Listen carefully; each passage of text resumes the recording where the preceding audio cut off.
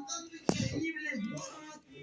Pero qué épico quedó este turbo el ornitorrinco. Vamos a combinarlo con agüita y vamos a ponerle a Roxy, por ejemplo. A ver qué tal cantan estos tres. A ver. Uf.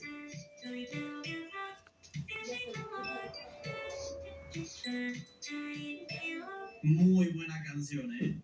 Muy buena canción. Me gustó cómo sonaron estos tres. Y ya nos van quedando menos personajes y menos youtubers. Este gatito blanco sigue siendo el gato blanco normal. Llegamos a un youtuber que es una P. No sé de quién puede hacer esta P. Miren, la voy a colocar por acá y... ¡Es Paola! ¡Es Paola! ¡Que sube mucho Roblox! Y tiene una muy buena melodía.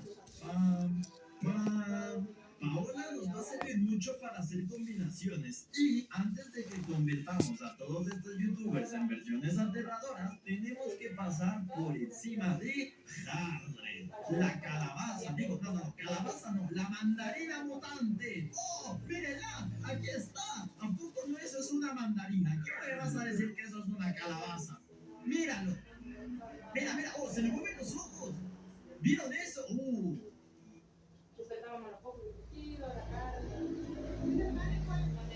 Today, on episode 65 of Rail Talk, we bring back our good friend Uncle Tinky to talk about the Breeders' Cup Classic and the greater trends in the racing and breeding world. I'm Joe Bianca. I'm an ownership advisor at West Point Thoroughbreds. And it was a little bit of a sad week with the Mets losing and the Jets going down in flames.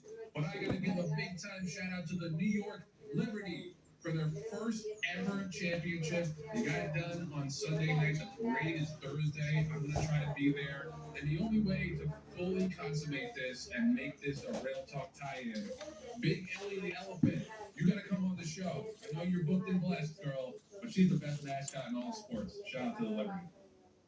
Jonathan Green, General Manager of DJ Stable. Yeah, from a sports standpoint, I'm glad that one of the New York teams came through because you didn't mention. I appreciate that the Giants look abysmal against the hated Eagles, but that's par for the course this season. I think there's going to be a race to the bottom, Joe, as to who's going to get the number one pick, and both teams may be involved in it, unfortunately.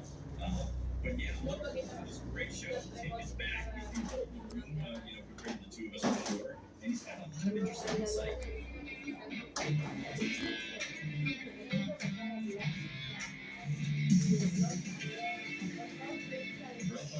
By Chasing Tipton, the Kentucky October yearling sale is underway right now. It goes through this Thursday. Opening session was yesterday, Monday, and had two horses, one by Intermischief, one by Quality Road, who co-topped the first session, going for $350,000 each. This is a great auction to find some nice horses that you don't have to spend $1 million for. So go check it out. If you're on the grounds, best of luck bidding. Also, there was a significant supplement to the Facing Tipton November sale. Obviously, we're super looking forward to that sale right after the Breeders' Cup.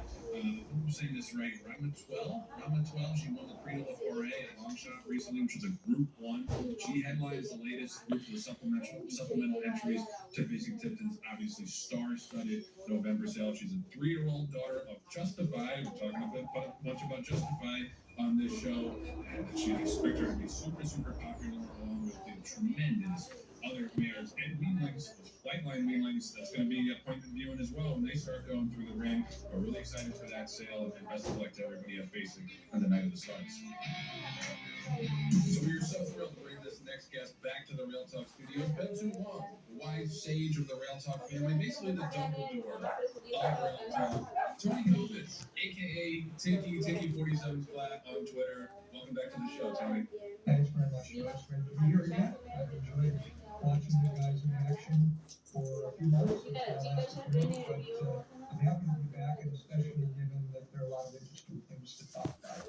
There are, yeah. No, this is a great time of year. We got the Breeders' Cup coming up. We're going to talk a little bit about the Classic. We're going to talk a little bit about the grander points that you've been making on the cider landscape and longevity, and it's going to be a great conversation. But I want to start with something that's a little bit of a newsy topic, because this happened last week, shortly after we recorded, because that's always how things happen with big controversies break.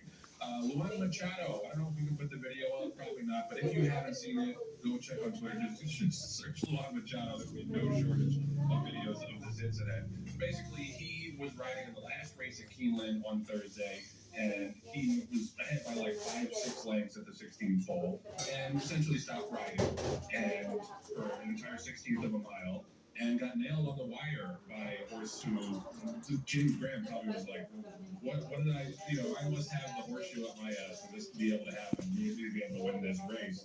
It cost a pick six player who was alive to the whole pool to pick six. He was alive to Luan Machado's horse and not the other horse.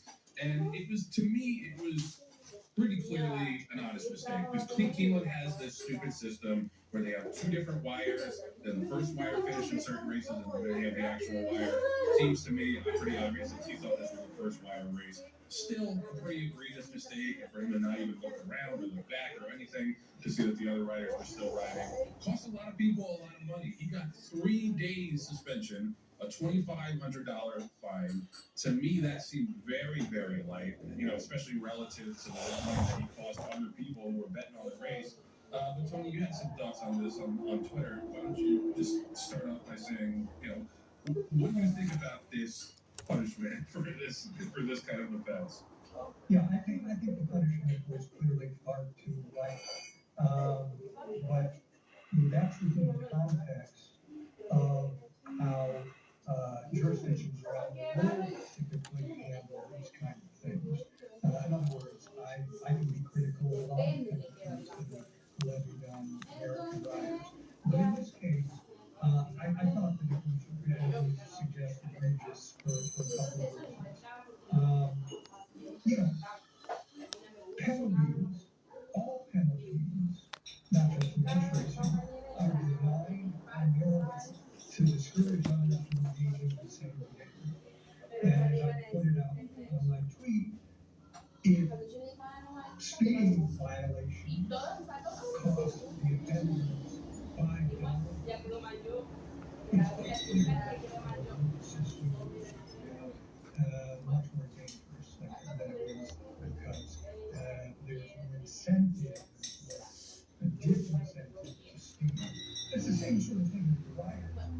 Yes, it's absolutely a big problem that the bettors who lost money when they literally held winning tickets or should have held winning tickets, that's a big problem.